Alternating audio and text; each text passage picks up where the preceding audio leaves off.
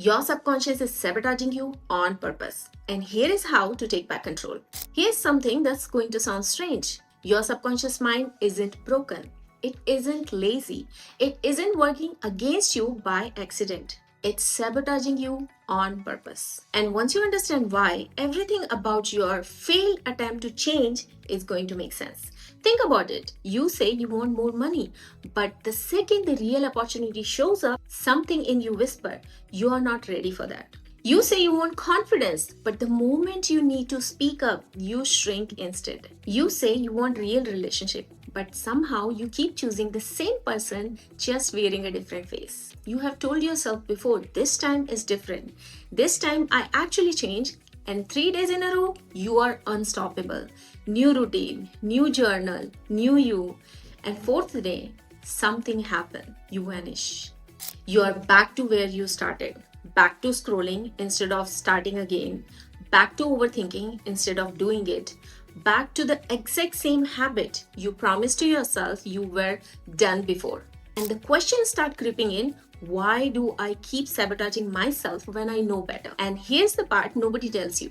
You are not sabotaging yourself by accident. Your subconscious is doing it on purpose because somewhere along the way it learned the familiar equals safe. Even when familiar is miserable, even when familiar thing is destroying your life.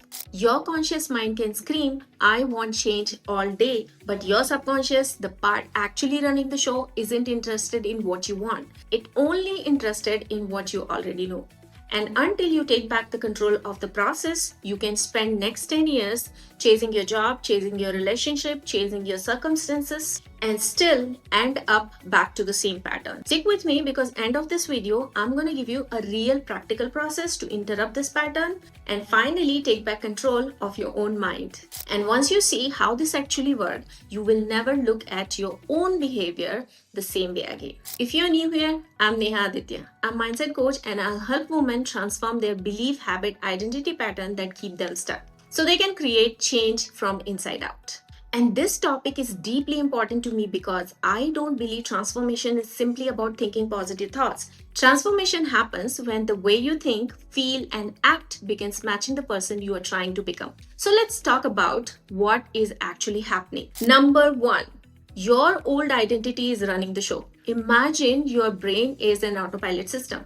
Every belief you have repeated, every behavior you have practiced, every emotional response you have reinforced become easier to repeat that useful when you are driving a familiar route or brushing your teeth. But it becomes problematic when your automatic pattern is I always mess things up.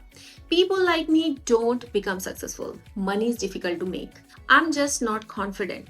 I have always been overthinker. Listen to me carefully. The most dangerous beliefs aren't the belief you consciously choose. They are the belief you are repeated so many times that you have stopped questioning them. For example, I'm shy, I'm bad with money, I'm lazy, I'm unlucky, I'm not disciplined. Notice the language. You did not even say I'm something who behave like this. You said I am. You turn a repeated experience into identity. And once something becomes a part of your identity, you naturally start noticing evidence that support it. You hesitate once and see, I'm not confident. Sometimes something doesn't work. I knew it won't work because I'm not good enough. And sometimes you procrastinated once and you say, this is just who I am. Congratulations, your brain has become a lawyer defending a case you don't even want to win. This is where transformation becomes powerful because you can start questioning the case. Number two, why you keep going back. Let's say you want to become a successful entrepreneur. Consciously, you are excited. You buy the course, you create an Instagram account, you make your vision board. Maybe you even write, I'm successful entrepreneur 47 times. Maybe your hand is exhausted and your bank account is still waiting for memo. Then comes the moment that actually matters. You need to post a video, you need to create a courses, and when you need to sell, you start thinking, what will people think? Who I am to charge that much? When you need to approach someone, you start thinking, what if they reject me?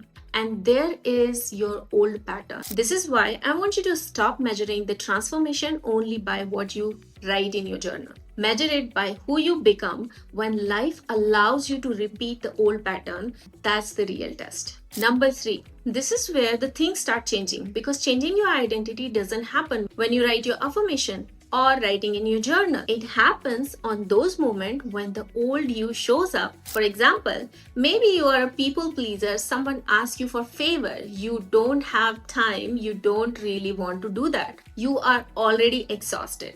And before you even think about it, you say, yeah, sure, I'll do it. And 5 minutes later, you are thinking, why did I say yes again? That's your old pattern. But imagine the same situation happen tomorrow. Someone asks you for something. Your first instinct is still to say yes. But this time, you catch yourself. You pause and say, actually, I can't do that today. And suddenly, you start feeling guilty. Your mind starts thinking, was I rude? Are they upset with me? Should I message them back? This is the moment most people misunderstood. This feels uncomfortable, so maybe I shouldn't have done this. Absolutely not. Sometimes it feels uncomfortable simply because it's new. You have spent years practicing the old patterns. Of course, the new response is going to feel strange at the first. And this is where your new identity is actually building. The old you automatically say yes, the new you learn to set boundaries. The old you stay quiet because she's afraid of being judged, but the new you speaks anyways. The old you gives up when the things become difficult, but the new you says, no, we are not doing that anymore. And every time when you choose differently, you are showing yourself, I don't have to keep reacting the way I always have.